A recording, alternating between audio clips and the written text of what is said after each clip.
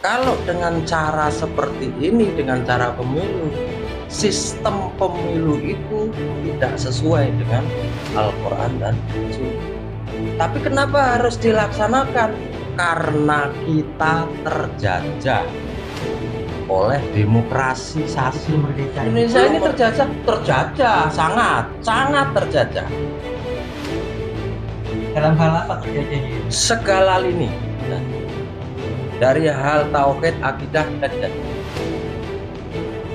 dengan banyaknya aliran-aliran yang tidak sesuai dengan tuntunan para imam-imam kita terdahulu.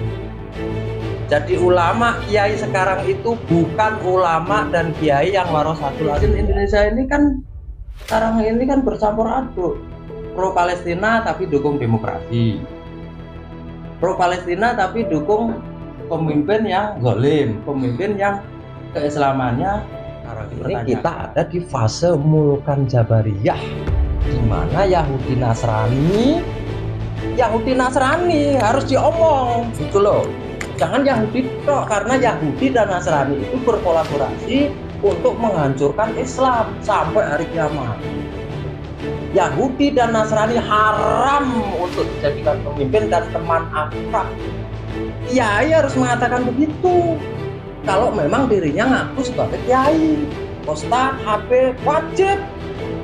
Assalamualaikum warahmatullahi wabarakatuh. Sobat Lutfi Info dimanapun berada, welcome to my channel YouTube Lutfi Info, YouTuber santai yang membuatnya terlelap hingga tertidur. Gerakannya seperti badai yang membuatnya terkejut hingga terbangun dari tidur. Salam takdim untuk semua.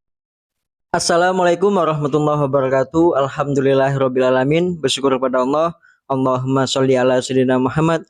Bersolat pada Nabi Agung Nabi besar Muhammad sallallahu alaihi wasallam. Alhamdulillah. Berjumpa lagi di channel YouTube Lutfi Info dan YouTuber berjuang dan YouTuber siapapun yang berani mengungkap kebenaran, bukan pembenaran, dan harus menerima kebenaran yang hak. Alhamdulillah. Hari ini hari Minggu, tepatnya tanggal 21 Januari, di sore hari ini Lutfi Info berada di Jawa Barat, tepatnya di Bogor. Alhamdulillah, jumpa kangen sekaligus khususnya silaturahim kepada Raden Mas Aji. Masya Allah, luar biasa. Saya panggilan saya pribadi gitu. Jadi Mas Haji, bagaimana kabarnya Mas Haji? Lama nggak ketemu ini. Alhamdulillah baik. Bisa apa dulu teman-teman Mas Haji? Ya, assalamualaikum warahmatullahi wabarakatuh. Salam satu perjuangan, salam Islam rahmatan lil alamin. Free Palestina, free Palestine, free Palestine. Oke, Allahu Akbar. Allahu Akbar, Masya Allah. Jadi kali ini Lutfi Info akan bertanya kepada Mas Haji itu terkait seperti ini Mas Haji. Ini kan sebulan lagi itu ada pemilu ya.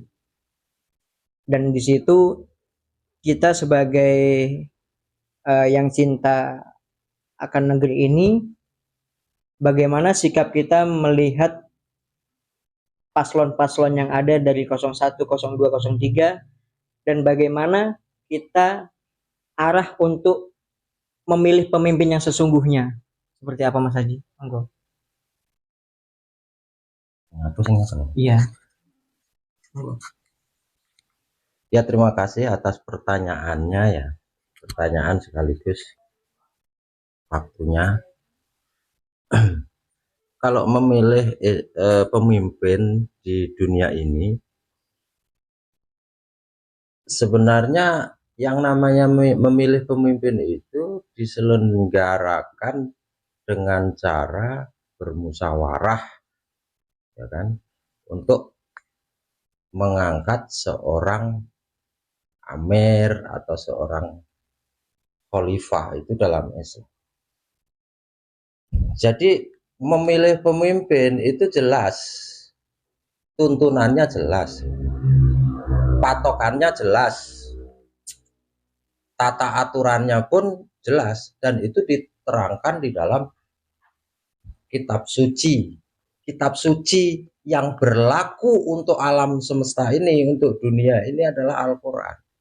Selain Al-Quran bukan kitab suci namanya.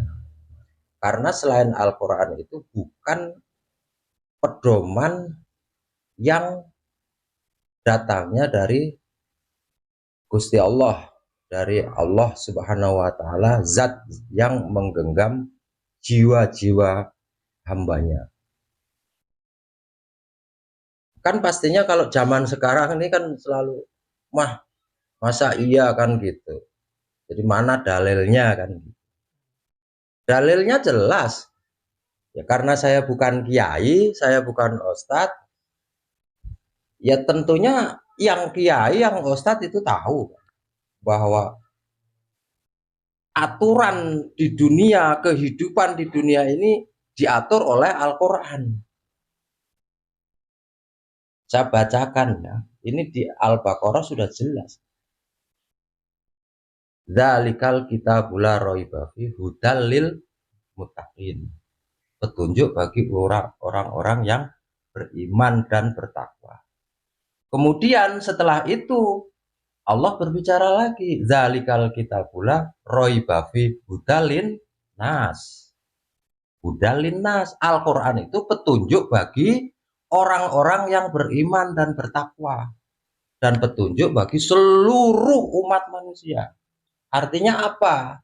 Dunia ini baru bisa aman, tentram, adil, makmur ketika diatur dengan Al-Quran dan sunnah Nabi. Itu baru bisa tentram. Kalau dengan cara seperti ini, dengan cara pemilu, sistem pemilu itu tidak sesuai dengan Al-Quran dan sunnah. Tapi kenapa harus dilaksanakan? Karena kita terjajah oleh demokrasisasi. Belum merdeka ya? Belum merdeka. Satu-satunya negara di dunia ini yang merdeka, satu, Palestina, kedua, Yaman, ketiga, Afghanistan. Baru saja merdeka tahun 2022 kayaknya. Palestina, hanya 3 negara ini saja. Terus Indonesia ini terjajah, sangat terjajah. Dalam hal apa terjajahnya? Segala lini terjajah. Dari hal tauhid, akidah kita dijajah. Dengan banyaknya aliran-aliran yang tidak sesuai dengan tuntunan para imam-imam kita terdahulu. Jadi ulama kiai sekarang itu bukan ulama dan kiai yang warasatul anbiya. Wujudnya kiai, wujudnya habib, wujudnya ustadz, tapi para ustadz, para kiai yang bukan warasatul anbiya. Dalilnya mana? Cari sendiri, banyak ustadz kan, banyak ustadz, kiai, pesantrenan, cari.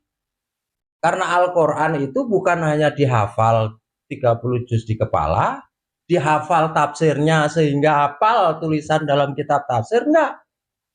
Tapi Al-Quran itu ada isi dan esensinya. Maka pengibaratannya adalah ilmu yang diturunkan di dunia ini hanya setetes. Ketika jarum dimasukkan ke lautan, kemudian diangkat. Ilmu Allah luar biasa. Dan karena Al-Quran itu petunjuk bagi seluruh umat manusia, ya, global, maka disitulah orang-orang yang bertakwa tadi, yang belakang, yang memahami tentang Al-Quran, tunjukkan kepada manusia melalui jalan Al-Quran. Orang-orang yang disebut awal hudalil mutakin tadi, orang-orang yang mempelajari isi kandungan Al-Quran untuk disampaikan kepada seluruh umat manusia. Itu. Makanya di ayat yang lain Allah mengatakan bahwasanya dunia ini di akhir zaman nanti akan diserahkan kepada orang-orang yang beriman dan beramal soleh, bukan orang Islam. Yang akan memimpin dunia ini adalah orang-orang yang beriman, bertakwa, dan beramal soleh. Itu tadi pengamalannya. Orang yang bertakwa adalah orang yang beriman, yang beramal soleh. Itu namanya orang bertakwa. menjadi penguasa, kemudian mengayomi umat-umat manusia yang mau masuk Islam dididik, yang nggak mau masuk Islam tetap aman selama tidak melakukan perlawanan, disebut kafir dini. Kiai mestinya kalau ceramah neranginya kayak gini, Ini barunya namanya rahmatan lil alamin, itu seperti itu. Kalau Islam rahmatan lil alamin, yang memimpin dunia ini harus orang-orang yang bertakwa. Itu dalilnya. Jadi satu ayat taruh di jawaban. Nah, ini pembukaan, ya kan? Pembukaan. Intinya petunjuk bagi umat manusia seluruhnya adalah yang bicara Al-Quran, bukan saya. Ini supaya dipahami oleh yang katanya ustadz-ustadz itu, kiai-kiai itu, habib-habib itu. Hal yang seperti ini harus dibicarakan, harus disampaikan gitu loh. Jangan yang bukan kiai kayak gini yang nyampein, kan tak bagus kalau bukan kiai. Nanti belepotan. Netizen Indonesia ini kan sekarang ini kan bercampur aduk. Pro Palestina tapi dukung demokrasi. Pro Palestina tapi dukung pemimpin yang zalim, pemimpin yang keislamannya dipertanyakan. KTP ini. Nah, mending nggak tuh? Kalau berbicara tentang tauhid dan akidah jangan bicara mendang-mending. Yang kita target kita kalau berbicara tentang itu, kita jadi orang mukmin supaya tanpa hisab paling tidak, atau muhsin sekalian gitu loh. Nggak harus jadi kiai mau jadi orang muhsin mah. Nggak harus jadi kiai, nggak harus jadi habib, bisa jadi orang muhsin. Karena Al-Quran hudalin nas, petunjuk bagi manusia gitu. Nah, sekarang cara memilih pemimpin, ya kan? Rasulullah Shallallahu Alaihi Wasallam kekasih kita, satu-satunya ciptaan Allah yang paling sempurna, lebih agung daripada aras yang agung, seagung-agungnya ciptaan Allah, semulia-mulianya ciptaan Allah, dan satu-satunya ciptaan Allah yang diberi hak prerogatif syafaat di yaumul qiyamah. Kita mengharap itu. Umur umat manusia itu harus menjalani 5 fase. Fase beliau yang pertama udah kelewat. Fase khilafah halamin haji nubuwah di zaman sahabat sudah 2 ya. Kemudian fase yang ketiga, fase dinasti imperium.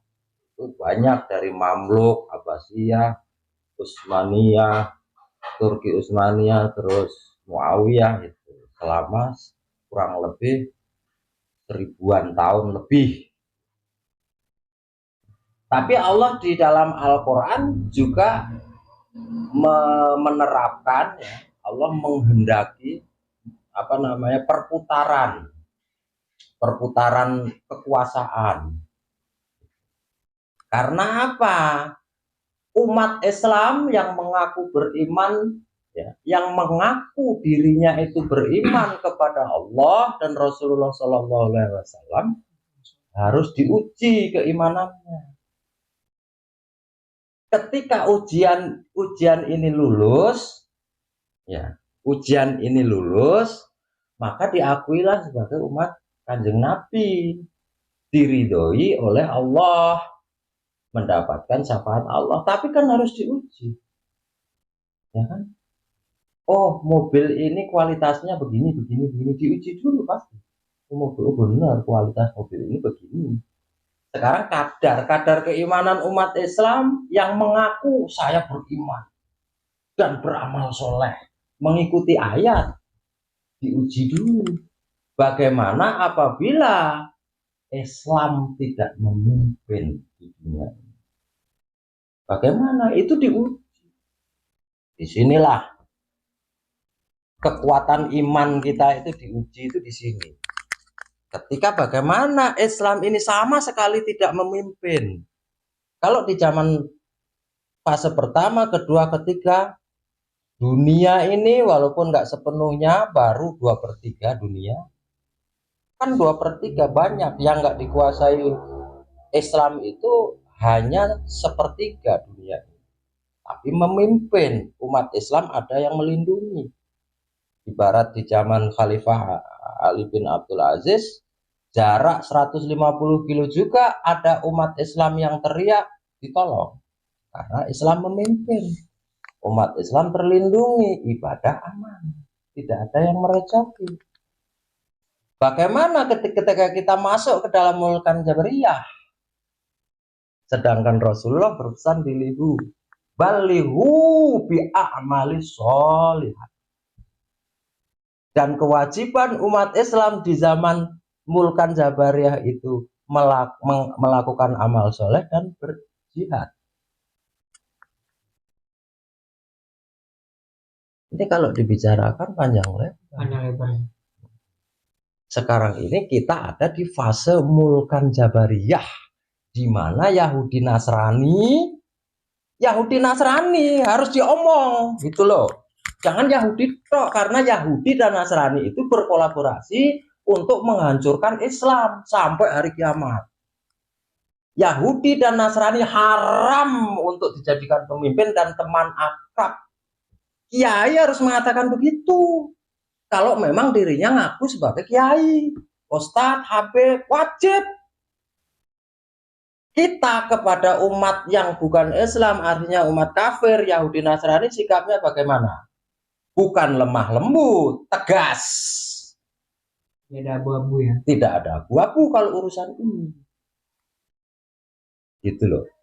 Harus tegas. Cuman kita diwajibkan untuk hormat, menghormati, menghargai. Mereka didakwahi kalau mau. Karena Islam la ikraha fiddin, tidak memaksakan kehendak. Lakum dinukum waliyadin. Kita baru bisa menerapkan lakum dinukum waliyadin kalau sudah berjihad dan berdakwah. Jangan belum jihad, belum dakwah udah lakum dinukum waliyadin, kiai Jan. Apalagi sampai mencampur adukan agama. Nah, Dari toleransi. nggak bisa. Islam itu sudah toleran. Dengan lakum dinukum waliyadin sudah toleran. Aslim taslam, masuklah Islam. Apabila kamu masuk Islam selama dunia akhirat, bukan memerangi, itu mendakwahi. Bahasanya kan aslim taslam. Prakteknya mlebu Islam kon. Enggak mlebu Islam ra slamet, enggak gitu. Prakteknya akhlak yang ditampilkan. Itu Rasulullah utimama makarimul akhlak. Sebelum Rasulullah berarti dunia ini sudah diatur dengan Islam. Sebelum Rasulullah diutus, pembelajaran para nabi dan rasul yang 313 rasul 124.000 nabi mengajarkan akhlak dan tauhid. Bukan mengajarkan Nasrani, nggak ada itu. Bukan mengajarkan Hindu Buddha, nggak ada nabi mengajarkan Hindu Buddha, nggak ada. Islam yang datang dari Allah Subhanahu wa Ta'ala, satu-satunya adalah Islam, agama. Nggak ada. Selain Islam bukan agama. Lu mau tersinggung terserah. Saya ngomong harus benar karena mulut saya nanti dihisab.